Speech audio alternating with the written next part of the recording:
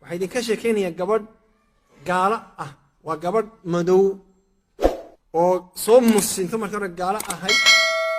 ayaa gabadhaas waxa iga yaabiyey gabadha anaaba soo muslimiyey waxa iga yaabiyey marka la soo muslim yani ana u qabtay shahaadada waxa iga yaabiyey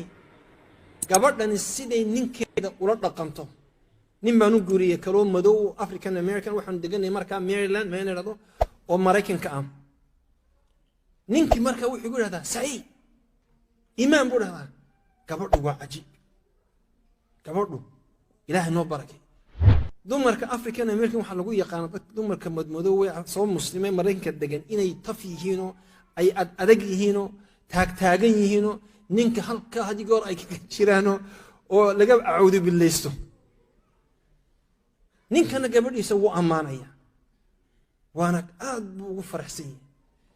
inantii baan u yeeray ii waran baan ku waxay tiri caynka ninka loola dhaqmo ninka caynka loola dhaqmo waxaan ka bartay hooyaday haye waxay tiri hooyaday waa hooyada gaala ayaa aabaheed oo gaala hooyaday bay tiri markuu aabahay yimaad intaanu imaanin bay annaka nasi diyaarin jirtay way noo sii meeydi jirtay looshi may nasi mari jirtay way nasi qurxin jirtay cadar bay noo sii marmari jirtay annakoo diyaara oo aad moodeen inaan daa aroos tagayno xaflad aan tagayno qurqurux badan oo naloo sii meeyo naloo sii subka baa aabahay yimaada markuu jeliska uu alba maftaha ku dhufto ay tiraahdo shakora yaa waxay tiri marka aabahay hooyada halka tuwal baa u saaran aabahay kursi baa albaabka u dhigtay bay tiri kursigii bay ku fadhiisisa kabahay ka bixisa mariyihii uu xidhnaa sare ka bixisa tuwaalkina way siisaa waxay musqusha galo soo meeyo alaabtiisii bay tiri marka musqusha ayay u taala markuu ka soo baxo uu musqusha ka soo baxo cuntadii oo diyaar ayuu u yimaada 2 saacadood ayuu asagu nasta ama uu raaxaysta maruu cunto cunayo maruu hooyo la sheekaysto 2 saacadood ka bacdi baana la siiyaa bay tiri idniga inaanu aabahay u soo degno markaasaanu soo degna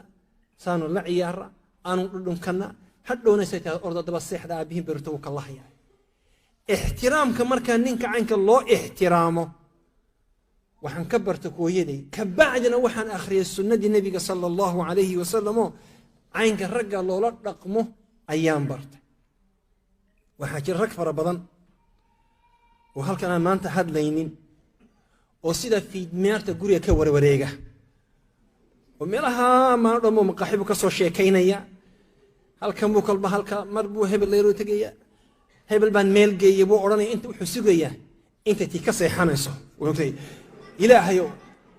ilaahayo tii bas on dheh wuxuu sugaya inta tii guriga ma sha Allah ka seexanayso waayo wuxuu ogyahay markuu jidh guriga soo galo in lagu bilaabayo maxaad qabat xagaa tagtay maxaad samaysay dagaal buu marka u diyaariyaa